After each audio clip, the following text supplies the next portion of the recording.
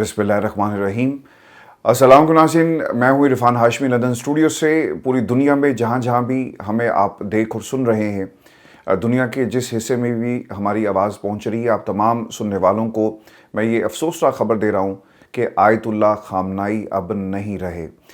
वो शख्सियत जो मगरिब के लिए एक दहशत की इलामत था और दुनिया की बड़ी बड़ी ताकतों के सामने जिसने सर नहीं झुकाया, उसे उसकी ख्वाहिश के मुताबिक अल्लाह ताला ने वैसी ही मौत दी जैसी उन्होंने ज़िंदगी में इसकी ख्वाहिश की, और वो शहादत के अजीम मर्तबे पर फाइज हुए। उन्होंने अपनी ज़िंदगी में इस ख्वाहिश का इजहार किया था कि मैं मर जाऊंगा, शहादत को कबूल करूंगा, लेकिन कभी भी अमेरिका के आगे सर नहीं झुकाऊंगा। ये ऐलान ईरानी सरकारी टीवी की तरफ से किया गया। आंसुओं में रोते हुए एंकर ने पूरी दुनिया को बताया कि वो शख्सियत जिसने अपने से बहुत बड़ी ताकत के सामने घुटने टेकने से इनकार कर दिया, अब वो दुनिया में नहीं रहा। सरकारी टीवी की जो तफसीलात आ रही हैं, अब इसे पूरी दुनिया इसे शेयर भी कर रही है। इसके मुताबिक आयतुल्लाह ख़ामनाई उस बंकर में मौजूद थे जहां ये हमला किया गया। 30 के करीब जो हैं वो मिसाइल वहां पर मारे गए, जिसके बाद उनकी शहादत की खबर आई। और जिस तरह नेतन्याहू की तरफ से दावा किया गया, इसके साथ साथ अमरीकी मीडिया की तरफ से दावा किया गया, और डोनाल्ड ट्रंप ने भी कहा कि मैंने तस्वीर देखी है। इससे दोस्तों एक तो चीज़ ये ज़ाहिर होती है कि आपके पास कोई ऐसी शख्सियात, ऐसे एजेंट्स, ऐसे लोग मौजूद थे जो मुसलसल आयतुल्लाह ख़ामनाई की मूवमेंट के हवाले से ख़बरें जो हैं वो अमेरिका और नेतन्याहू की इंटेलिजेंस एजेंसी तक पहुंचा रहे थे। उसके बाद ये अफसोसनाक वाक़या जो है वो पेश आया। तफसीलात के मुताबिक ईरानी सरकारी टीवी पर 7 रोज़ा तातील का ऐलान भी किया गया और 40 रोज़ा सोग का ऐलान किया गया है। पूरे ईरान में इस वक्त एक सोग की कैफियत है। ये सिर्फ ईरान का नुकसान नहीं हुआ, बल्कि पूरी मुस्लिम उम्मा का नुकसान हुआ। कोई तो था जो ईरान की आंखों में आंखें डालकर बात करता था, और ये 40 बरसों की कहानी है। ये 1-2 बरस की कहानी दोस्तों नहीं है। और आयतुल्लाह ख़ामनाई ने हमेशा ईरान को ये पैगाम दिया कि वो मर जाएंगे, शहीद हो जाएंगे, लेकिन कभी भी तुम्हारे आगे सर नहीं झुकाएंगे। दोस्तों, जो तफसीलात आ रही हैं, अमरीकी मीडिया को डोनाल्ड ट्रंप ने एक इंटरव्यू दिया, और जब ये कन्फर्मेशन आई है तो उसके बाद उन्होंने कहा कि मैंने आपको पहले ही बता दिया था कि मैंने तस्वीर देखी है। और अब डोनाल्ड ट्रंप की तरफ से ये भी कहा जा रहा है कि कुछ अच्छे कैंडिडेट्स हमारे पास मौजूद हैं जो आयतुल्लाह ख़ामनाई को रिप्लेस करेंगे। सबसे अहम सवाल ये है कि ये आपका फ़ैसला है। अब ईरान की आवाम क्या फ़ैसला करेगी, इसका जो मंजरनामा है कुछ ही लम्हों के बाद हमारे सामने होगा। ईरान की आवाम क्या चाहती है, वो किस किस्म की हुकूमत चाहती है। और दूसरी तरफ डोनाल्ड ट्रंप ने इस तरफ भी इशारा किया कि मैं जानता हूं कि इस वक्त ईरान के फ़ैसले कौन कर रहा है, कौन नंबर 2 है, और हम उसके ख़िलाफ़ भी कार्रवाई करेंगे। लेकिन दोस्तों, जहां तक ईरान का ताल्लुक है तो ईरानी फ़ौज ने आयतुल्लाह ख़ामनाई की शहादत का बदला लेने का ऐलान किया, और ये एक बहुत ही अहम डेवलपमेंट है ऐसे वक्त में जब ईरान के ऊपर अमेरिका और इसराइल ने हमला किया, और तेहरान के ऊपर इस वक्त भी एक बड़ी कार्रवाई ईरान और जो अमेरिका और इसराइल है उसकी तरफ से की जा रही है। तफसीलात के मुताबिक ईरानी फ़ौज ने सुप्रीम लीडर आयतुल्लाह ख़ामनाई की शहादत का बदला लेने का ऐलान किया है। अमरीकी और इसराइली हमलों में ईरान के सुप्रीम लीडर आयतुल्लाह ख़ामनाई शहीद हो गए। सरकारी टीवी ने इसकी कन्फर्मेशन कर दी है। ईरानी नायब सदर मोहम्मद रज़ा आरिफ ने सदर का ओहदा संभाल लिया। इसका मतलब ये है कि जो दूसरे तकरीबन 40 के करीब जो हुकूमती शख्सियात थी वो भी उस बंकर में मौजूद थी जब ये मुलाकात हुई। मैं इससे पहले भी आपको बता चुका हूँ कि ये जब तक आपके अंदर से ये इन्फॉर्मेशन, इंटेलिजेंस गैदरिंग जिसे आप कहते हैं, कोई जासूस थे जिन्होंने ये इन्फॉर्मेशन अमेरिका तक और नेतन्याहू तक पहुंचाई, और उसके बाद ये एक बड़ी कार्रवाई की गई। और ऐसा लगता है कि वो एक मौके की तलाश में थे कि तमाम जो लीडर्स हैं वो एक जगह इकट्ठे हों और हम फिर यहाँ पर अटैक करें। और 30 मिसाइल बताया जाता है कि इस्तेमाल किए गए, और आयतुल्लाह ख़ामनाई, उनकी बेटी, उनका दामाद, उनका पोता, नवासा इस हमले में शहीद हो गए, और रमज़ान के इस महीने में शहादत के आला दर्जे पर वो फाइज हुए। मेरा ख्याल है कि अब वो बहुत सारे जो मसलहत के शिकार सियासतदान हैं उन्हें भी सोचना चाहिए कि पाकिस्तान कहाँ पे स्टैंड करता है। आज मैं ARY पे बहुत सारी खबरें जो जब ये ब्रेकिंग शुरू हो गई और टेलीविज़न चैनल्स को देख रहा था, तो दोस्तों एक लफ्ज़ इस्तेमाल किया जा रहा था कि ईरान में एक बड़ा पॉलिटिकल बहरान पैदा हो जाएगा। یہ اینکرز کو پتہ نہیں کون بریف کرتا ہے. یہ پولیٹیکل بحران نہیں ہے, یہ آپ کے ایمان کا تقاضا تھا, یہ آپ کے ایمان کا حصہ تھا, یہ آپ کے ایمان کا امتحان تھا. آیت اللہ خامنائی تو اس امتحان میں پورے اترے اور انہوں نے اپنی زندگی میں شہادت کی خواہش کی تھی, اور اللہ تعالیٰ نے, میرے رب نے ان کی اس خواہش کو پورا کیا. جب سیاست کی آپ بات کرتے ہیں تو پھر جو آؤٹ پٹ ہے وہ ہمارے حکمرانوں جیسی ہوتی ہے. تو یہ صرف سیاسی معاملہ نہیں ہے, یہ آپ کے ایمان کا معاملہ ہے. اور اب اگر خدا نخواستہ اللہ تعالیٰ نہ کرے, رمضان کا مہینہ ہے, ہماری دعاؤں کو قبول کرے, میرا رب بہت بڑا ہے, ہم بہت کمزور ہیں, کہ اگر خدا نخواستہ ایران میں یہ اپنی مرضی کی حکومت بنانے میں کامیاب ہو گئے تو دوستو پھر اگلا ہدف ان کا پاکستان ہے, بلوچستان ہے. بلوچستان میں ہم ایز اے پاکستانی دن کی روشنی میں نہیں جا سکتے. اگر خدا نخواستہ یہ کالونی بن گیا اور کچھ لوگ آ کر بیٹھ گئے, آپ کیا کریں گے؟ پاکستان میں تو سچ بولنے والوں کو جو ہے وہ پکڑ کر مارا جاتا ہے, پیکا لگا دیا جاتا ہے, غدار وطن کے سرٹیفکیٹ دے دیے جاتے ہیں, اور ہر قسم کا کام کیا جاتا ہے. ان میں سے یہ جو پریزنٹ رجیم ہے نا پاکستان میں, بہت سارے لوگ نا شیعہ ہیں. اب ان سے یہ سوال ہے کہ آیت اللہ خامنائی شہید ہو گئے ہیں, آیت اللہ خامنائی اب نہیں رہے, اور وہ شخص جو پچھلے 40 برسوں سے امریکہ جو سپر پاور ہے, آج بھی سپر پاور ہے, دنیا کی 80 ممالک میں ان کی بیسز ہیں, اس کے باوجود وہ آنکھوں میں آنکھیں ڈال کر جو ہے وہ امریکہ کی وہ بات کر رہا تھا. آج وہ نہیں رہا. اب کون ہوگا جو امریکہ کی آنکھوں میں آنکھیں ڈال کر بات کرے گا؟ کیسے یہ معاملہ آگے چلے گا؟ ڈاکٹر اسرار مرحوم کی, اللہ تعالیٰ ان کے بھی درجات بلند کرے. اللہ کے ولی سر اسی طرح ہی ہوتے ہیں. حالانکہ مجھے ان کی زندگی میں بہت ساری چیزوں سے اختلاف تھا, لیکن وہ جو باتیں کرتے تھے اور جو باتیں انہوں نے کہی, ان کے ریکارڈنگز موجود ہیں کہ کس طرح سے کن کن علاقوں سے یہ فوجیں اکٹھی ہوں گی. یعنی 80 علم اس کا وہ ذکر کر رہے تھے, اور پھر انہوں نے کہا کہ یہ نیٹو ہے, آپ کیا سمجھتے ہیں کہ ایسے بن گیا؟ ہر علم میں 12 ہزار فوج ہوگی اور وہ مسلمانوں کے خلاف لڑیں گے. اور یہ پورے کا پورا علاقہ جس میں ہمارا وطن عزیز بھی, اللہ تعالیٰ اسے اپنے حفظ و ایمان میں رکھے, بتایا جاتا ہے کہ یہ علاقہ بھی ان کے تسلط میں ہوگا جن کے ساتھ آج ہم ٹیبل شیئر کر رہے ہیں. ہم کس طرف جا رہے ہیں؟ ہماری کیا پرائورٹیز ہیں؟ خدا کے لیے اپنے ان معاملات کو سائڈ پہ رکھو, عمران خان کو رہا کرو, پاکستان کا سوچو, ایک مضبوط قیادت کی تمہیں ضرورت ہے. یہ نہیں ہو سکتا. آج پاکستان کا پوری دنیا میں مذاق بن رہا ہے کہ وہ شخص جس نے ایک واحد شخصیت تھی اسلام کی, اور وہ امریکہ کی آنکھوں میں آنکھیں ڈال کر باقاعدہ اسے جواب دیتا ہے, آج وہ بھی نہیں رہی. اور ہمارا شہباز شریف جو ہے وہ کیا کہتا ہے کہ ڈونلڈ ٹرمپ آپ محافظ ہیں, محافظوں نے دیکھ لیں کیا کام کیا, اور اب آیت اللہ خامنائی جو ہے وہ نہیں رہے. میرے لیے یہ بہت ہی مشکل یہ حصہ ہے جو میں نے ابھی ریکارڈ کیا. یہ پروگرام ہم ریکارڈ کر چکے تھے, اور میں نے اپنے آپ کو سنبھالتے ہوئے, آپ تصور بھی نہیں کر سکتے کہ یہ کتنا بڑا نقصان ہو گیا, اور یہ کتنا بڑا نقصان ہونے والا ہے. ہمیں تو یہ الجھا دیتے ہیں نا, کسی کو گالی دے دی, کسی کو تانا دے دیا کہ جناب یہ پیسے بناتے ہیں ڈالرز. آپ کو اندازہ ہی نہیں ہے کہ یہ مسلمانوں کا کتنا بڑا نقصان ہوا. میں نے اپنے ان گناہگار کانوں سے اہل حدیث جو سنی ہمارے بھائی ہیں, جو دوسرے مسلک سے تعلق رکھتے ہیں, میں نے ان کے منہ سے یہ بات سنی کہ ہمیں آیت اللہ خامنائی اور ایران کو دیکھ کر نا شرمندگی ہوتی ہے کہ اصل تو محافظ دین کے یہ نکلے, ہم کہاں سٹینڈ کرتے ہیں. آپ کو شاید پاکستان میں یہ خبریں اور یہ اسٹیٹمنٹ سننے کو نہیں ملتی. مارکو روبیو کے الفاظ تھے کہ ہم ایران کی جو اسلامک گورنمنٹ ہے اسے گرا کر چھوڑیں گے, فنڈامنٹلسٹ, ریڈیکلز, یہ سارے نام دیے جاتے ہیں. تو آج وہ ایک مقام تک تو کامیاب ہو گئے, لیکن دوستو موت ایسی تھی جس کی خواہش آیت اللہ خامنائی نے اپنی زندگی میں کر دی. آپ تمام دوست جو ان کے بارے میں نہیں جانتے, ہماری جو آج کی جنریشن ہے جو ان کے بارے میں نہیں جانتی, کچھ چیزیں میں نے اکٹھی کی ہیں, میں آپ کے ساتھ شیئر کر دوں اور پھر ہم آگے بڑھیں گے, چونکہ پروگرام کا جو اگلا حصہ ہے وہ ہم پہلے ریکارڈ کر چکے ہیں, اور اس میں تمام ڈیٹیلز آپ کے ساتھ میں نے شیئر کی ہیں کہ اس وقت کہاں کہاں حملے ہوئے, اور یہ جو کارروائی ہے اب اگلے 24 گھنٹوں میں کیا تیز ہوگی. ان تمام سوالوں کا جواب میں آپ کو اس حصے میں دوں گا, اور پھر آپ نے اگلا حصہ بھی جا کر ضرور دیکھنا ہے. دوستو آیت اللہ خامنائی, آپ نے جو آپ کی ابتدائی زندگی ہے 1939 to 1960, Syed Ali Hussaini خامنائی 19 April 1939 کو مشہد ایران میں پیدا ہوئے.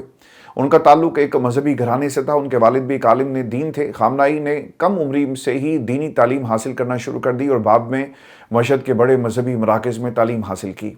وہ آیت اللہ روح اللہ خمینی کے شاگرد بھی رہے, جو بعد میں اسلامی انقلاب کے بانی بنے. شاہ کے خلاف جدوجہد 1960 کا جو ٹائم ہے جی اور 1979 کا، یہ جو ماڈرن ایران تھا نا، اس کے خلاف اسلامی انقلاب اور جس طرح لوگوں کو پھانسیاں دی گئی، اور وجہ کیا تھی کہ بے حیائی، اور پھر وہ ایران جو ماڈرن ایران اور جو رضا پہلوی کا ایران تھا اس کے خلاف ایک اسلامی انقلاب آیا، اور دنیا کو شاید محسوس ہوا کہ اب کہیں نہ کہیں کسی نہ کسی ملک کے اندر اسلامی حکومت ہے اور اس کا کوئی نہ کوئی نتیجہ ضرور نکلے گا۔ ان سرگرمیوں کی وجہ سے انہیں کئی مرتبہ جیل جانا پڑا، گرفتار کیا گیا، اندرونی ملک جلاوطنی کا سامنا کرنا پڑا۔ وہ ان علماء میں شامل تھے جو ایران میں اسلامی نظام کے قیام کے حامی تھے۔ ہمارے پاس تو کوئی ایسا عالم نہیں ہے جو یہ کہہ سکے کہ یار پاکستان کے اندر بھی اسلامی جو تعلیمات ہیں، اسلامی نظام زندگی، اسلامی قانون، اسلامی شریعت، ہماری نبی کریم صلی اللہ علیہ وآلہ وسلم کی شریعت کو جو ہے وہ نافذ کیا جائے۔ کوئی اس پہ بات نہیں کرے گا۔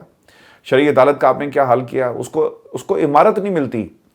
یہ نظام تو اس کے نفاذ کی بات جو ہے بہت دور کا معاملہ ہے۔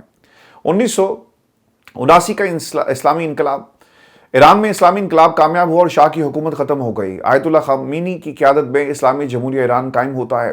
خامنئی انقلاب کے قریبی رہنماؤں میں شامل تھے اور جلد ہی اہم سرکاری عہدوں پر فائز ہوئے۔ ایران کے صدر 1981 اور 1989 میں، دیکھیں آپ میں سے بہت سارے دوست ہیں جو اس جنریشن کے ہیں، ان کو یہ بات معلوم نہیں ہوگی کہ یہ ایران کے صدر بھی رہے۔ 1981 میں سیاسی بحران اور رہنماؤں کے قتل کے بعد خامنئی ایران کے صدر منتخب ہوئے۔ ان کی صدارت کے دوران ایران عراق جنگ 1980 اور 1988 جاری رہی اور ملکی نظام کو مضبوط کیا گیا۔ امریکہ سے تعلق انتہائی کشیدہ رہے، اور لیکن اس وقت سب سے زیادہ جو طاقت ہے، اب تو خیر وہ نہیں رہے، اللہ تعالیٰ ان کے درجات کو بلند کرے۔ اور یہ صرف ایران کا یہ نقصان نہیں ہے، یہ پورے مسلم دنیا کا نقصان ہے۔ ابھی آپ کو شاید فیل نہیں ہو رہا، جہاں تک عربوں کا تعلق ہے، ڈاکٹر اسرار نے ان کے بارے میں کیا کہا تھا کہ یہ سب عیاشی میں پڑ گئے، لوگوں کے اپنے جو جتنی بھی انویسٹمنٹ ہے اس کے پیچھے پڑ گئے، لیکن اصل میں یہ نقصان پوری مسلم امہ کا ہے۔ یہ ہماری نمائندگی یہ لوگ نہیں کرتے۔ یہ جو مجھے اچھی طرح دوستو یاد ہے، یہ سوال میں اپنے اکثر جو انٹرنیشنل ریلیشنز کے ٹیچرز تھے ان سے میں اکثر کیا کرتا تھا، اور اکثر آپ نے مجھے سنا ہوگا یہ جو میں لفظ بولتا ہوں نا، آئیڈوسنکریٹک ویریبلز، یہ بھی انہی دنوں ہم نے یہ لفظ سیکھا، ہماری جو شناسائی اس لفظ سے انہی دنوں میں ہوئی۔ تو میں اکثر یہ سوال کیا کرتا تھا کہ یہ نیشنلزم پہلے آئے گا یا پھر ریلیجن پہلے آئے گا، تو اس وقت یہ بحث ہوتی تھی۔ تو اس وقت لوگ نیشنلزم کا ہمیں درس دیا کرتے تھے، لیکن اصل جنگ تو آپ کی مذہب کی ہے، آپ کے ایمان کی ہے، حق اور باطل کی جنگ ہے، اور وہی جنگ آج بھی جاری ہے۔ یعنی جو جنگ حضرت آدم علیہ السلام سے شروع ہوئی، آج بھی 2026 میں وہ جنگ جاری ہے، اور کردار صرف بدل جاتے ہیں، لیکن کہانی وہی ہے، حق اور باطل کی جنگ ہے۔ اور ہم آج 2026 میں جو آیت اللہ خامنئی کے ساتھ ہوا، یہ نقصان صرف ایک قوم کا نہیں ہے بلکہ تمام مسلم امہ کا ہے۔ میں تو حیران ہوں کہ ڈونلڈ ٹرمپ صاحب چلے گئے اس کے بعد اور وہ جشن منا رہے تھے۔ اب دیکھنا یہ ہوگا کہ شہباز شریف صاحب جشن مناتے ہیں کہ نہیں مناتے۔ That would be really interesting. لیکن ایک بات میں آپ کو بتا دوں کہ اب پاکستان کی اس حکومت کا زوال کا وقت ہوا جاتا ہے، انفارچونیٹ ہے۔ ہم بھی چاہتے تھے کہ ہم یہاں پر بیٹھ کر شہباز شریف صاحب کی تعریف کریں، کوئی ہو نا ایبسلیوٹلی ناٹ کرنے والا، ایک ہی نکلا، اس کے بعد کوئی نہیں آیا۔ کوئی اور بھی ہوتا نا اس جیسا، اس کو تم نے سلاخوں کے پیچھے ڈال دیا، باندھ دیا، اور اس کی سوچ کو باندھنے کی کوشش کرتے، لیکن سوچ وہ ملٹی پلائی ہوگی انشاءاللہ۔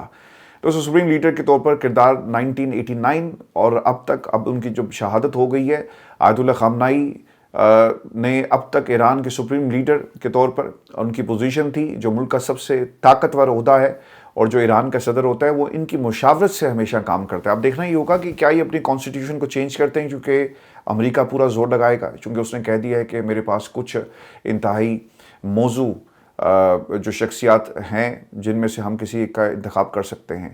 تو یہ اب تک کی ڈیولپمنٹس ہے، اور جو اگلا حصہ ہوگا اس میں ہم آپ کو دکھائیں گے کہ کس طرح سے ایران نے تل ابیب کے اندر اٹیک کیا، اور کن کن شہروں کے اوپر ایک جو اٹیک ہے ایران کی طرف سے وہ ہوا، اور کتنی تباہی جو ہے وہ ایران کے میزائلوں نے پہنچائی ہے تل ابیب کے اندر۔ وہ ممالک جہاں پر ایران کی کارروائی ہوئی اور بلڈنگز کو نقصان پہنچا، وہ ویڈیوز بھی میں آپ کو دکھاؤں گا، اور دبئی ایئرپورٹ کی اس وقت کیا صورتحال ہے اس پر بھی تفصیل سے بات کریں گے۔ دوستو اب تک کی اطلاعات کے مطابق ایران جنگ پاکستان سے مشرق وسطیٰ جانے والی 100 پروازوں کو منسوخ کر دیا گیا ہے۔ عراق کے شہر अरबिल में अमरीकी कौंसल खाने पर मिसाइल हमला हुआ है। ईरानी मीडिया की तरफ से ये इन्फॉर्मेशन जो है वो शेयर की जा रही है। फिर दुबई एयरपोर्ट पर ईरान के मिसाइल हमले में 4 अफराद जख्मी हुए। दुबई मीडिया ऑफिस की तरफ से ये इन्फॉर्मेशन शेयर की गई। और फिर इसी दौरान ईरानी सुप्रीम लीडर आयतुल्ला खामनाई के मारे जाने के अमरीकी सदर की तरफ से जो है वो दावे सामने आते हैं। फिर उसके साथ साथ ईरान का तल अवीव में इसराइली वजारत दिफा की इमारत पर मिसाइल हमला और मुतादिद इमारतें जो हैं वहाँ पर इस वक्त आग लगी हुई है। ईरान पर हमले में आयतुल्ला खामनाई के दामाद और बहू की शहादत की भी इतलात हैं, ऐसी खबरें भी बाहर आई, लेकिन कन्फर्मेशन जो है वो नहीं हो सकी। इवन के पाकिस्तान के टेलीविजन चैनल्स ने तो खबर चला भी दी थी, क्योंकि जो ईरान का सफारत खाना है पाकिस्तान में, ये वहाँ से खबर जो है उसे कोट किया जा रहा था सोर्सेज के हवाले से। फिर खत्ते में तशद्दुद फौरी बंद किया जाए, ये सिक्योरिटी काउंसिल का एक इजलास हो रहा है जी, वहाँ पर ये बाकायदा तौर पर ऐलान किया गया और तमाम ममालिक वहाँ पर बैठे हुए हैं और फैसला ये कर रहा है कि किस तरह इस जंग को रोका जाए। अक़वाम मुत्तहिदा की तो कोई हैसियत नहीं है, अगर आपकी कोई हैसियत होती तो शायद आज ये जंग ना हो रही होती। डोनाल्ड ट्रंप, आपको याद है कि जब इनका एक इजलास हुआ तो उसने अक़वाम मुत्तहिदा की सीढ़ियों के ऊपर भी तनकीद की थी, आपको याद है ना।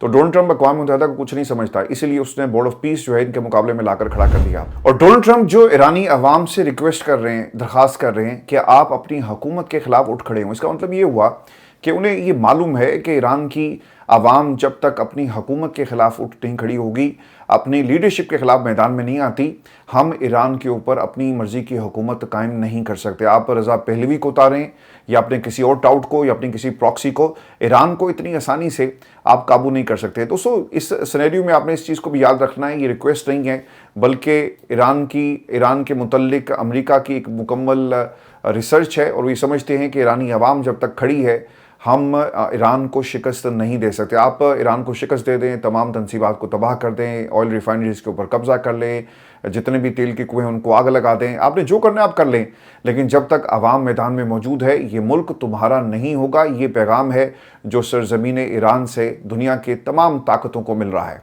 दोस्तों, ऐसे इशारे मिले, ये नेतन्याहू का कहना है कि ईरान सुप्रीम लीडर खामनाई अब नहीं रहे और ये उनकी तरफ से दावा किया गया।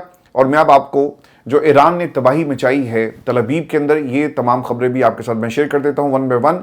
ईरान का जी एक बार फिर इसराइल पर बैलिस्टिक मिसाइल से हमला और इमारत में आग भड़क उठी है। ये तमाम वीडियोस उस वक्त की हैं जब ये एडवाइजरी इन्होंने जारी नहीं की थी। और तफसीलात के मुताबिक अरब मीडिया रिपोर्ट कर रहा है कि ईरान के मिसाइल हमले के बाद तल अवीव में मुतादिद इमारतों में आग भड़क उठी है और 20 अफराद जख्मी हैं और गाड़ियों को भी शदीद नुकसान पहुंचा। और दूसरी जानिब अरब मीडिया ने रिपोर्ट किया कि दुबई मरीना, दुबई हिल्स में भी धमाकों की आवाज़ें सुनी गई और हुकाम के मुताबिक ईरान की जानिब से दागे गए मिसाइलों का नकारा बनाया जा रहा है। इस किस्म की खबरें वहाँ से भी आपको जो है वो सुनने को मिलेंगी। दोस्तों, एक और काम ये हुआ, जो ईरानी पासदारान इनकलाब हैं उनकी तरफ से एक दावा सामने आया और वो ये कहते हैं कि अमेरिका के 14 अड्डों पर हमलों में सैकड़ों अमरीकी फ़ौजी जो हैं उनको हलाक कर दिया गया। और तफसीलात के मुताबिक तर्जुमान ईरानी पासदारान इनकलाब ये बताते हैं कि ईरान की अफवाज का ताकतवर ऑपरेशन भरपूर तरीके से जारी रहेगा और अमरीकी अड्डों पर ईरानी फोर्सेस के हमले मजीद शिद्दत के साथ किए जाएंगे और पहले से ज़्यादा हमले से तेज़ करने जा रहे हैं। दूसरी जानिब तर्जुमान सेंटकॉम ने भी कहा कि ईरानी पासदारान इनकलाब का 200 अमरीकी फ़ौजियों की हलाकत और ज़ख्मी होने का दावा बिल्कुल गलत है। तर्जुमान सेंटकॉम के मुताबिक अमरीकी बहरिया के जहाज़ को नुकसान पहुंचाने का ईरानी दावा भी गलत है। और इस ये जो ईरान ने अमरीका और इसराइल के खिलाफ जो ऑपरेशन था, इसे ऑपरेशन वादा सादिक 4 का नाम दिया है। इससे पहले ईरानी पासदारान ने इनकलाब ने ऐलान किया था कि इस खित्ते में मौजूद कई अमरीकी फ़ौजी अड्डों को निशाना बनाया है, जिनमें बहरीन में तैनात अमरीकी बहरिया का 5th फ्लीट भी शामिल है। अब ये खबरें ऑब्वियसली उन्होंने तो कुछ वीडियोस जारी की हैं जिसमें वो हमला कर रहे हैं, लेकिन ये वीडियो सामने नहीं आई। वीडियोस की बड़ी अहमियत होती है, लेकिन इसके बावजूद जो इंडिपेंडेंट सोर्सेज हैं वो बता रहे हैं कि तल अवीव के अंदर एक कोहराम बर्पा किया है ईरान ने और इस वक्त क़यामत के मनाजिर हैं और ईरान के अंदर भी बहुत सारी बिल्डिंग्स को निशाना बनाया गया। लेकिन जो सबसे तकलीफ दे बात थी, ईरान से जो खबरें रिपोर्ट आज सारा दिन होती रही, उसमें तकरीबन कोई 200 के करीब जो अफराद हैं वो शहीद हुए, जिसमें 64 तालिबात थी जो उन शहदा की लिस्ट में शामिल है जो आज अमेरिका और इसराइल की बर्बरियत का निशाना बनी। अब इनसे कौन पूछेगा कि ये 64 तालिबात का क्या कसूर है? आप तो वेपन्स ऑफ मास डिस्ट्रक्शन लेने के लिए गए थे, लेकिन आपने ईरान की आबादियों को टारगेट करना शुरू कर दिया, तो इसका हिसाब जो है वो कौन देगा? दोस्तों, मैं अब आपको ना वन बाय वन वो खबरें भी आपके साथ मैं शेयर करूंगा जो हमला ईरान की तरफ से किया गया اور جن علاقوں میں ایک بڑی کارروائی کی گئی ہے۔ اور اس وقت جو آپ کے سامنے ایک ویڈیو آپ دیکھ سکتے ہیں کہ کس طرح آسمان سے ایک میزائل زمین پر گر رہا ہے اور آس پاس اس کے لوگ موجود ہیں اور انہیں آپ بھاگتا ہوا بھی دیکھ سکتے ہیں، جس کے بعد ایک پینک کی سچویشن تھی۔ ایک اور ویڈیو اسی کے اندر اسی لوپ میں آپ کو نظر آ رہی ہوگی جس میں ایران کے میزائل، اور یہ سپر سونک میزائل ہیں جو اب جن کا رخ جو ہے وہ تل ابیب کی طرف ہے۔ ایران نے ان میزائل کو اپنی سرزمین سے لانچ کیا اور یہ تل ابیب میں ٹکرانے کے لیے بالکل تیار ہیں۔ تو یہ تمام ویژولز آپ کے سامنے اس وقت سکرینز کے اوپر، اور ایک بڑی تعداد میں اس طرح بہت سارے آج میزائل جو تھے ان کو ایران کی طرف سے لانچ کیا گیا ہے اسرائیل کے خلاف۔ ایک اور ویڈیو آپ دیکھ سکتے ہیں جس طرح سے یہ ایران کی سرزمین سے دن کی روشنی میں یہ ویژولز جو ہیں کیپچر کیے گئے جب اسرائیل نے ایک اور حملہ ایران نے ایک اور حملہ اسرائیل کے اوپر کیا۔ ایک اور ویڈیو جس میں یہ لانچنگ پیڈ سے تمام ویڈیوز جو ہیں وہ لی گئی ہیں، لیکن اس میں ایک اور ویڈیو ایسی ہے، یہ بتایا جاتا ہے جی کہ یہ سپر سونک اور جو سب سے بڑا ان کا ہتھیار ہے ایران کا، اسے تل ابیب کے خلاف جو ہے اسرائیل کے خلاف استعمال کیا گیا اور اس کے ویژولز بھی دنیا میں شیئر کی جا رہے ہیں۔ اچھا ایک اور میں آپ کو اس پہ بات بتا دوں، میری کویت میں کچھ دوستوں سے بات ہوئی ہے، دبئی میں میری دوستوں سے بات ہوئی ہے، کچھ فیملی ممبرز بھی ہیں، وہ یہ بتاتے ہیں کہ یہاں پر جتنی بھی آپ کو ویڈیوز جیسے سوشل میڈیا میں نظر آ رہی ہیں، یہ زیادہ تر آپ کو ایشینز بناتے ہوئے نظر آ رہے ہیں۔ جو ویڈیوز جتنی بھی شیئر لوگوں نے کی ہیں سوشل میڈیا پہ، ان میں سے اکثریت جو ہے وہ آپ کو یا تو انڈینز کی ملے گی یا پاکستانیوں کی ملے گی یا پھر بنگلہ دیش یا پھر دوسرے جو وہاں پر، یعنی کوئی مقامی نہیں ہے، باقی تمام جو دوسرے ممالک کے لوگ ہیں یہ وہ ویڈیوز بنا کر شیئر کر رہے ہیں۔ تو ایک ایسا ماحول ہے اس پورے خطے کے اندر مڈل ایسٹ میں جو یقیناً ایک پلاننگ کا نتیجہ ہے، اور یہ پلاننگ نیتن یاہو نے ڈونلڈ ٹرمپ کے ساتھ مل کر کی۔ تو اس سے زیادہ کوئی تکلیف دہ بات نہیں ہو سکتی کہ آج مسلم دنیا کے تمام ممالک ایک دوسرے کے خلاف لڑ رہے ہیں، اور جو مغرب کی قوتیں ہیں وہ شاید اسی دن کا انتظار کر رہی تھی۔ دوستو ایک اور ویڈیو آپ کے سامنے، یہ دبئی کے مناظر ہیں جی۔ دبئی کے بارے سے میں آپ کو بتا دوں کہ دبئی میں کافی زیادہ تباہی ہوئی ہے، اور ایک بلڈنگ سے آپ کو دھواں اڑتا ہوا نظر آ رہا ہے، اور کچھ لوگوں نے اس کو اپنی بیلکنی سے جو ہے وہ ریکارڈ کیا۔ پھر ایک اور ویڈیو آپ دیکھ سکتے ہیں، یہ بھی دبئی کے مناظر ہیں جہاں پہ یہ شہری علاقے ہیں جہاں پر یہ میزائل اور اس کے ساتھ ساتھ جو ڈرونز تھے وہ آ کر گرے۔ اور پھر ایک اور میں آپ کو بات بتا دوں کہ جب یہ ڈرونز یا پھر یہ میزائل دبئی کے اوپر سے گزر رہے تھے ان کے ایئر سپیس سے، تو ان کو انٹرسیپٹ کیا گیا ہے۔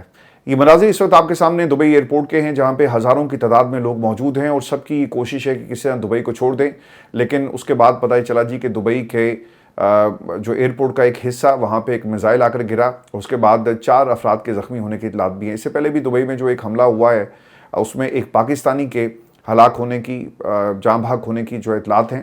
اور ایک اور ویڈیو آپ کے سکرینز کے اوپر، یہ بھی دبئی ہے جی جہاں پر ایک زوردار دھماکہ ہوا ہے، اور اس بلڈنگ کے پاس جو صاحب کیمرہ لے کر کھڑے تھے تو انہوں نے اس منظر کو اپنے کیمرے کے اندر جو ہے وہ محفوظ کر لیا۔ یہ ہوٹل ہے جی دبئی کا، اور اس ہوٹل کے بارے میں بتایا جاتا ہے کہ یہاں پر کچھ امریکنز موجود تھے اور اس لیے اس ہوٹل کو ٹارگٹ کیا گیا۔ یہ پوش ایریاز میں سے ہے جی دبئی کے، اور اس کے بعد اس ہوٹل کو جو ہے خالی کروا لیا گیا، لیکن یہاں پر جو پریزنس تھی امریکنز کی، اس کے بعد اس کو ٹارگٹ جو ہے وہ کیا گیا ہے۔ یہ خبریں جو ہیں یہ ایرانی میڈیا کی طرف سے جو ہیں وہ شیئر کی گئی ہیں۔ تو اس کے ساتھ ساتھ ایک اور جو خبر تھی وہ برج خلیفہ کے حوالے سے، اور اس کے بارے میں بتایا جاتا ہے کہ اس کے اوپر بالکل اوپر ایک ڈرون آ کر گرا اور کچھ حصہ جو ہے برج خلیفہ کا اس کو نقصان بھی پہنچا ہے۔ اب اس پہ دن کی روشنی میں مزید پتہ چل سکے گا کہ کتنی تباہی ہوئی ہے، لیکن چونکہ کمیونیکیشن کے تمام لنکس منقطع کر دیے گئے، اور پھر جو ایڈوائزری جاری کی گئی ہے یہ بڑی امپورٹنٹ ہے، اور یو اے کی حکومت نے اپنی عوام کے لیے ایڈوائزری جاری کی ہے کہ مشرق وسطیٰ میں کشیدگی، یو اے کا غیر مصدقہ معلومات شیئر کرنے اور آن لائن افواہیں پھیلانے کے خلاف ایک وارننگ جاری کی گئی ہے۔ اماراتی سائبر سیکیورٹی نے عوام سے اپیل کی ہے کہ معلومات صرف سرکاری اور مستند ذرائع سے حاصل کریں، افواہوں سے گریز کریں۔ حکام نے یہ بھی کہا کہ سائبر سیکیورٹی مشترکہ ذمہ داری ہے اور معلومات کی تصدیق کے بعد ہی اسے شیئر کیا جائے۔ حکام نے عوام کو ہدایت کی کہ غیر مصدقہ خبروں اور سوشل میڈیا افواہوں پر یقین نہ کریں، اور اگر کچھ لوگ اگر ایسا کریں گے تو یقیناً ان کے خلاف کارروائی بھی ہوگی۔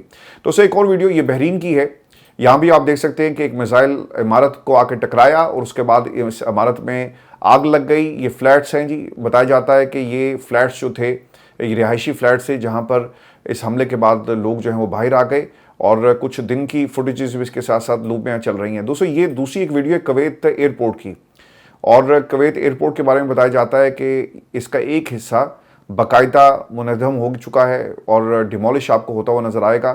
اور یہ اس وقت ہوا جب کچھ لوگ یہاں پر کام کر رہے تھے اور اوبیسلی ایک میزائل حملہ ہوا ہے جس کے نتیجے میں یہ ایک حصہ پورا اس کا تباہ ہو گیا. پھر اس کے ساتھ ساتھ قطر کی ایک ویڈیو آپ کے سامنے. قطر میں کافی زیادہ جی تباہی ہوئی ہے, اور قطر کے اس سے پہلے بھی یاد رکھیے گا کہ قطر میں امریکن ایئر بیسز ہیں, اور ایران اس سے پہلے بھی کہہ چکا ہے کہ اگر تم نے ہمارے اوپر حملہ کیا تو ہم تمہاری سب سے بڑی جو ایئر بیس ہے اس کو ٹارگٹ کریں گے. اور دنیا کا مڈل ایسٹ میں اگر کہیں بھی امریکہ کے باہر کوئی سب سے بڑا سیٹلائٹ سسٹم یا پھر ریڈار سسٹم اگر کہیں پہ نصب ہے تو وہ قطر ہے, اور اس کو ایرانی فورسز کی طرف سے, ایرانی میزائلز کی طرف سے جو ہے وہ ٹارگٹ بنایا گیا. اور یہ ویڈیوز بھی آپ دیکھ سکتے ہیں, لوگ سڑکوں پہ اس وقت آپ کو نظر آ رہے ہیں. اس حملے کے فوری بعد لوگ سڑکوں پر آ گئے, اور ہزاروں کی تعداد میں سر یہ لوگ ہیں جو ویڈیوز بنا رہے ہیں. اور جس طرح سے یہ حملہ ہوا, قطر کو اتنا بڑا ملک نہیں ہے. میری قطر میں ابھی ایک فیملی ممبر سے بات ہوئی تو ان کا یہ کہنا تھا کہ قطر کے اندر جو حالات ہیں وہ پہلے سے نارمل ہیں, لیکن سائرن اور پھر جو کھانے پینے کی چیزیں ہیں لوگ اسے سٹور کر رہے ہیں, گھروں میں موجود ہیں, پانی کو ذخیرہ کیا جا رہا ہے. اور جتنے بھی آپ کی مارکیٹس تھی وہاں پر ہزاروں کی تعداد میں لوگ جو ہیں وہ نکلے ہیں اور انہوں نے شاپنگ کی ہے. اور اس کے بعد جو کچھ مل رہا ہے, یعنی جو آپ کے سپر سٹورز ہیں وہاں سے چیزیں غائب ہو چکی ہیں, لوگوں نے اسے سٹور کر لیا ہے. چونکہ جنگ ہے سر, جنگ کے اندر کچھ بھی ہو سکتا ہے, کتنے دن جنگ جاری رہے گی, تو اس تناظر میں بھی یہ لوگ پلاننگ کر رہے ہیں. ایک اور ویڈیو آپ دیکھیں, یہ سپر سونک میزائل اور اس کے ساتھ ساتھ بلسٹک میزائلز کی یہ ویڈیوز ہیں جو ایران نے تل اویو کے اندر ان کو ٹارگٹ کیا, اور یہ تل اویو شہر کے اندر تباہی کے مناظر ہیں. اور جس طرح سے جو ان کا آئرن ڈوم جو سسٹم ہے, کچھ کو وہ انٹرسیپٹ کرتا ہے اور کچھ ایسے میزائل تھے جن کو یہ انٹرسیپٹ نہیں کر سکا, اور آپ اسے جو ان کا ٹارگٹ ہے وہ اچیو کرتے ہوئے ان ویڈیوز کے اندر دیکھ سکتے ہیں. دوستو یہ جو ویڈیو اس وقت آپ کے سامنے اسکرین پر چل رہی ہے, دوستو پوری دنیا کا نظام درہم بھرم ہو کے رہ گیا ہے. اور 17 سال مجھے ہو گئے ہیں یہ ٹریول کرتے ہوئے, اور جب بھی قطر ایئر ویز, ایمریٹس یا پھر جتنی بھی فلائٹس جو مڈل ایسٹ سے ہو کر آتی ہے نا, میں ہمیشہ ایک بات سوچا کرتا تھا کہ اللہ نہ کرے کبھی اس خطے کے اندر جنگ شروع ہو جائے. اور جو ڈیولپمنٹس ہوتی ہیں انٹرنیشنل, ان کے تناظر میں ہمیشہ یہ سوال اپنے آپ سے کیا کرتا تھا کہ یہ تو پورا دنیا کا جو نظام ہے درہم بھرم ہو جائے گا. اور آپ دیکھیں کہ کس طرح ایک پلاننگ کے تحت پوری دنیا کی جو ایئر ٹریفک ہے نا وہ یہاں پہ کنورج ہوتی ہے. آپ نے اگر کبھی نوٹ کیا ہو, آپ نے آسٹریلیا جانا ہے تبھی آپ کو دبئی جانا پڑے گا, یا قطر جانا پڑے گا, یا وہ دوحہ جانا پڑے گا. اسی طرح ہوتا ہے نا, آپ نے دنیا کے کسی بھی حصے میں جانا ہے, آپ نے پاکستان سے امریکہ جانا ہے, یا تو آپ دبئی آئیں گے یا پھر قطر, یا ڈائریکٹ فلائٹس آپ کو ویسے نہیں ملتی.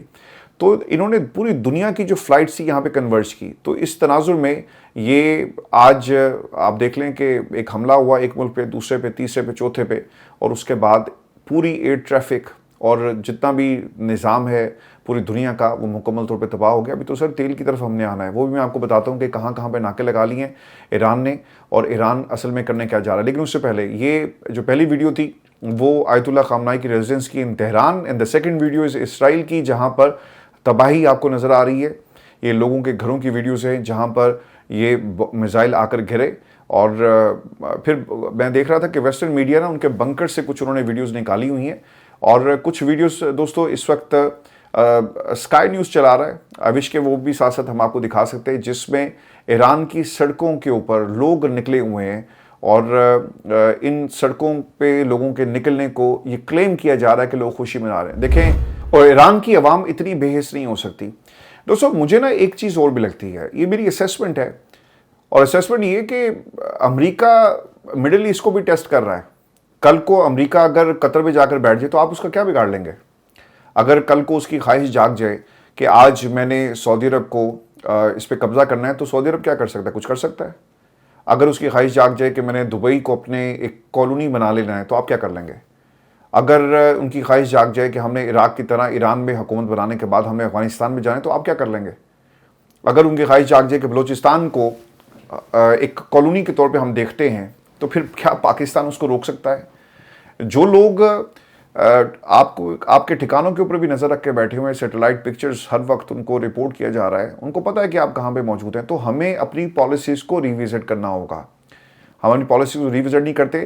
جو میں اس کے بعد ویڈیو بناؤں گا اس میں آپ کو عمران خان کی باتیں یاد کرواؤں گا کہ وہ کیا کہتے رہے, اور آج ہم کیا کر رہے ہیں اور ایبسولوٹلی ناٹ سر ایم ہی نہیں کیا سی حالات آج کہاں پہ ہیں. دس از سم تھنگ ریئلی انٹرسٹنگ. اور دوستوں اب ایک نظر دنیا کے تیل پر, اور یہ 20% تیل جو اپنا ہم سے گزرتا ہے, یہ پوری دنیا کی میں بات کر رہا ہوں کہ 20% جو آئل ہے, جو کروڈ آئل ہے, آبنائے ہم سے گزر کے دنیا کے مختلف ممالک کو سپلائی کیا جاتا ہے. تو جناب ایران نے اس کے اوپر ایک طرح سے ناکہ لگا دیا ہے, اور اگر یہاں سے کوئی بھی تیل گزرے گا تو یقیناً یہ ان تمام 20% جو اس کے کنزیومرز ہیں ان کے لیے ایک بہت بڑا خطرہ بن جائے گا, اور یقیناً یہاں پہ اٹیک ہوگا. اب آ جاتے ہیں کہ یہ 45% یہ ممالک کون سے جی. 45% چائنا کو جی یہاں سے جو کروڈ آئل ہے وہ شپ کیا جاتا ہے, ٹھیک ہے, یہ بھی بند ہو گیا. اب چائنا سوچے گا کہ اس کا آلٹرنیٹ کیا ہے. پھر 83% of the LNG exports go to Asia through Hormuz. اب یعنی گیس کی جو قیمتیں ہیں وہ ایشیا میں بڑھ جائیں گی, اور LPG اور دیگر جتنے بھی یہاں سے شپمنٹ جہاں سے ہوتی ہے اس کو روک دیا ہے اپنا ہمس میں حالات خراب ہونے کی وجہ سے. پھر 30% of Australian refined oil passes through this street. اپنا ہم سے یہاں سے آسٹریلیا کا تیل بھی گزرتا ہے. اس کا مطلب یہ ہوا جی کہ 17 billion بیرلز of oil could be removed from the global markets. 19 billion barrel جو کروڈ آئل ہے یہ دنیا کی مارکیٹ سے سر اب غائب ہو چکا ہے, اور یہ ڈیولپمنٹس ہو رہی ہیں آبنا ہمس کے حوالے سے. پھر دوستوں اب آپ کو میں باقی کنٹریز کے بارے میں بتا دیتا ہوں کہ جو اس روٹ کو استعمال کرتے ہوئے یہاں سے ایکسپورٹ کرتے ہیں تیل کو, کروڈ آئل کو. سعودی عرب جی سب سے زیادہ ہیویلی ڈیپینڈنٹ ہے, ان کے پاس یہی راستہ ہے, اس کے علاوہ کوئی راستہ بنتا نہیں ہے. اس روٹ کو استعمال کیا جاتا ہے اور یہ بند ہو گیا جی سعودی عرب کے لیے. پھر اس کے ساتھ ساتھ عراق کے پاس ایک ہی راستہ ہے. اگر آپ میپ میں دیکھیں تو عراق کے پاس اس کے علاوہ کوئی راستہ نہیں ہے. اگر یہ راستہ بند ہو گیا تو اس کا مطلب یہ ہوا کہ عراق کی ایکسپورٹ جو ہے وہ مکمل طور پہ بند ہو جائیں گی. یہ دوسری امپورٹنٹ کنٹری ہے. پھر یہ بھی یہاں پہ بہت ہیویلی ریلائی کرتے ہیں. پھر اس کے بعد کویت ہے جی, fully reliant on the straits for the export, پوری طرح اس آبنائے ہمس کے اوپر ڈپینڈنٹ ہے. اگر اسے بند کر دیا اس کا مطلب یہ ہے کہ کویت کا اب تیل دنیا کے مختلف حصوں کو ایکسپورٹ نہیں کیا جا سکتا. پھر قطر کا آئل اور LNG کا جو معاملہ ہے, شپمنٹ جتنی بھی یہاں سے ہوتی ہے وہ بھی اب رک گئی ہے. ورلڈ لارجسٹ LNG ایکسپورٹر, آپ نے اکثر سنا ہوگا کہ قطر سے ہم نے LNG کے جو جہازیں جی منگوا لی ہیں, اور اتنے کے منگوائے اور معاہدے ہم نے 4 سال کے کر لیے ہیں اور اتنی قیمت پہ کر لی. اس قسم کی آپ باتیں سنتے ہیں نا, تو پتہ یہ چل رہا ہے جی کہ LNG جو ہے ایشیا کو یہ ڈسٹرپٹ ہونے جا رہی ہے. پھر ایران دا مین ایکسپورٹ ٹرمینل یہاں سے یہ بھی مکمل طور پہ بند ہو جائے گا اوبیسلی. اب اس میں جو امپورٹرز ہیں آئل فرام دیز ابنائے ہمس میں سے جن ممالک کو یہاں سے تیل جاتا ہے, اس میں جی چائنا لارجسٹ بائر ہے, اور اس کا والیوم جو ہے سعودی عربیہ, عراق اور UAE اور ایران کے ساتھ ان کی ڈیلز ہیں. پھر اس کے بعد India highly dependent on the golf oil, 50 سے 60% جو اس کا کروڈ آئل ہے یہاں سے امپورٹ ہوتا ہے. پھر اس کے ساتھ جاپان ہے, 90% of the oil imports from the Middle East یہاں سے. پھر South Korea major importers the Gulf crude and باقی جو اس کی لوازمات ہیں وہ یہاں سے یہ پیٹرولیم مصنوعات جو یہاں سے حاصل کرتے ہیں.